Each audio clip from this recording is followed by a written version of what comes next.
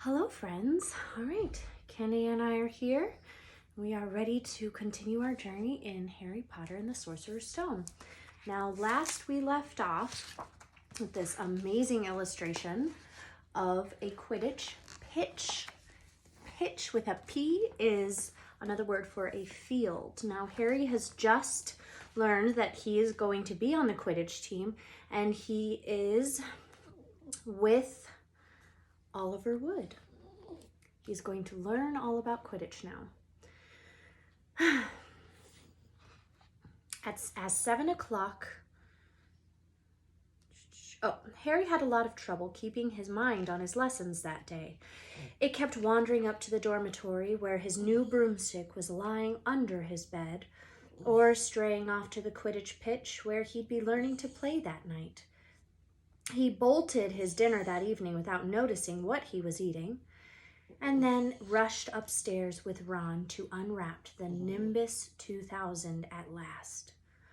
Wow, Ron sighed as the broomstick rolled onto Harry's bedspread. Even Harry, who knew nothing about the different brooms, thought it looked wonderful. Sleek and shiny, it looked with a mahogany handle. It had a long tail of neat, straight twigs and Nimbus 2000 written in gold near the top. As 7 o'clock drew nearer, Harry left the castle and set off toward the Quidditch pitch in the dusk. He'd never been inside the stadium before. Hundreds of seats were raised in stands around the pitch so that the spectators were high enough to see what was going on. At either end of the pitch were 3 golden poles with hoops on the end. They reminded Harry of the little plastic sticks Muggle children blew bubbles through, except that they were 50 feet high. Too eager to fly again to wait for Wood, Harry mounted his broomstick and kicked off from the ground. What a feeling! He swooped in and out of the goalposts and sped up and down the pitch. The Nimbus 2000 turned wherever he wanted at his lightest touch. "Hey, Potter, come down!" Oliver Wood had arrived. He was carrying a large wooden crate under his arm. Harry landed next to him. "Very nice," said Wood, his eyes glinting. "I see what McGonagall meant. You really are a natural. I'm going to teach you the rules this evening, and you'll be joining team practice 3 times a week." He opened the crate. Inside were 4 different size balls. I'll show you these as he's describing the game of Quidditch. There's a lot of new words, so it's okay. Just try and visualize what he's saying. "Right," said Wood. "Now Quidditch is easy enough to understand, even if it's not too easy to play. There are 7 players on each side. 3 of them are called chasers." 3 chases, Harry repeated as Wood took out a bright red ball about the size of a football. "This ball's called the quaffle," said Wood. "The chasers throw the quaffle to each other to try and get it through one of the hoops to score a goal. 10 points every time the quaffle goes through one of the hoops. Follow me?" "The chasers throw the quaffle and put it through the hoops to score," Harry recited. "So that's sort of like basketball on broomsticks with 6 hoops, isn't it?" "What's basketball?" said Wood curiously. "Never mind," said Harry quickly. "Now, there's another player on each side who's called the keeper. I'm the keeper for Gryffindor. I have to fly around our hoops and stop the other team from scoring." 3 chases, 1 keeper," said Harry, who was determined to remember it all. "And they play with the quaffle. Okay, got that. So what are they for?" He pointed to the 3 balls left inside the box. "I'll show you now," said Wood. "Take this." He handed Harry a small club, a bit like a rounder's bat. "I'm going to show you what the bludgers do," said Wood. "These 2 are the bludgers." He showed Harry 2 identical balls, jet black and slightly smaller than the red quaffle. Harry noticed they seemed to be straining to escape the straps holding them inside the box. "Stand back," Wood warned Harry. He bent down and freed one of the bludgers. At once the black ball rose high in the air and then pelted straight at Harry's face. Harry swung at it with the bat to stop it breaking his nose and sent it zigzagging away into the air. It zoomed around their heads and then shot at Wood, who dived on top of it and managed to pin it to the ground. "See?" Wood panted, forcing the struggling bludger back into the crate and strapping it down safely. The bludgers rocket around trying to knock players off their brooms. That's why you have 2 beaters on each team.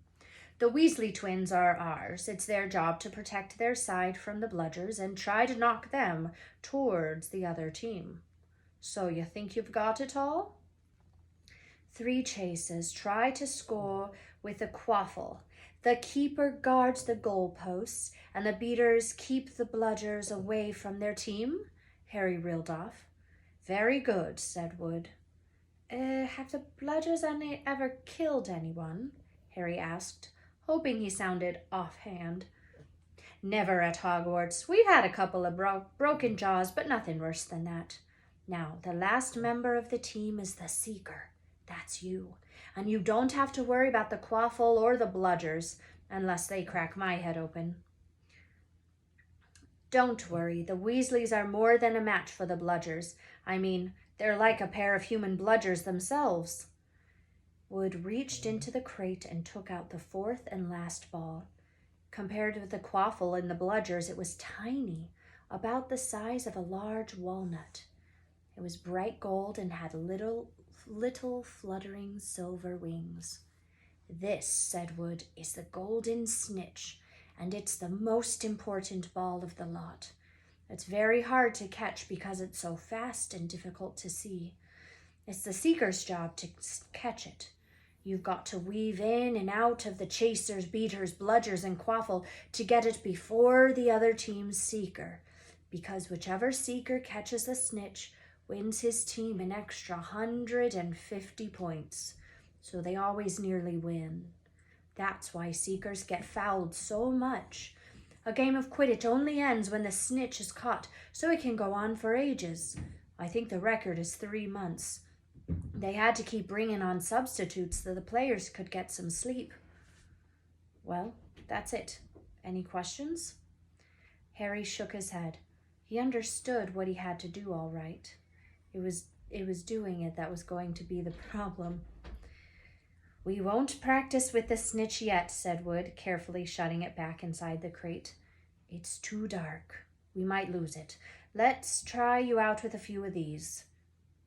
He pulled a bag of ordinary golf balls out of his pocket, and a few moments later he and Harry were up in the air, Wood throwing the golf balls as hard as he could in every direction for Harry to catch. Harry didn't miss a single one, and Wood was delighted. After half an hour, the night had really fallen, and they couldn't carry on. Could that Quidditch couple have our name on it this year, said Wood happily as they trudged back up to the castle. I wouldn't be surprised if you turned out better than Charlie Weasley, and he could have played for England if he hadn't gone off chasing dragons. Perhaps it was because he was now so busy, what with Quidditch practice 3 evenings a week on top of all of his homework, but Harry could hardly believe it when he realized he had already been at Hogwarts for 2 months. The castle felt more like home than Privet Drive had ever done. His lessons, too, were becoming more and more interesting now that they had mastered the basics. On Halloween morning, they woke to the delicious smell of baking pumpkins wafting through the corridors.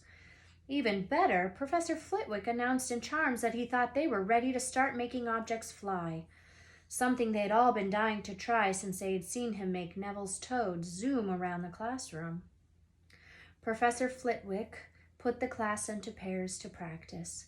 Harry's partner was Seamus Finnegan, which was a relief because Neville had been trying to catch his eye. Ron, however, was to be working with Hermione Granger. It was hard to tell whether Ron or Hermione was angrier about this. She hadn't spoken to either of them since the day Harry's broomstick had arrived. Now, don't forget that nice wrist movement we've been practicing, squeaked Professor Flitwick, perched on top of his pile of books as usual. Swish and flick. Remember swish and flick. And saying the magic words properly is very important too. Never forget Wizard Barufio, who said s instead of f, and found himself on the floor with a buffalo on his chest. It was very difficult. Harry and Seamus swished and flicked, but the feather they were supposed to be sending skywards just lay on the desktop. Seamus got so impatient that he prodded it with his wand and set fire to it. Harry had to put it out with his hat. Ron at the next table wasn't having much more luck. Wingardium Leviosa, he shouted, waving his long arms like a windmill. You're saying it wrong, Harry heard Hermione snap. It's Wingardium Leviosa. Make the God nice and long. You do it then if you're so clever, Ron snarled. Hermione rolled up the sleeves of her gown, flicked her wand, and said, Wingardium Leviosa. Their feather rose off the desk and hovered about 4 feet above their heads. Oh, well done, cried Professor Flitwick, clapping. Everyone see here, Miss Granger's done it. Ron was in a very bad temper by the end of class. It's no wonder no one can stand her, he said to Harry as they pushed their way into the crowded corridor. She's a nightmare, honestly. Someone knocked into Harry as they hurried past. It was Hermione. Harry caught a glimpse of her face, and he was startled to see that she was in tears. I think she heard you. So, said Ron, but he looked a little uncomfortable. She must have noticed she's got no friends. How sad. Well, we will see what will happen next tomorrow. Have a lovely day. Remember to cover your mouth when you sneeze.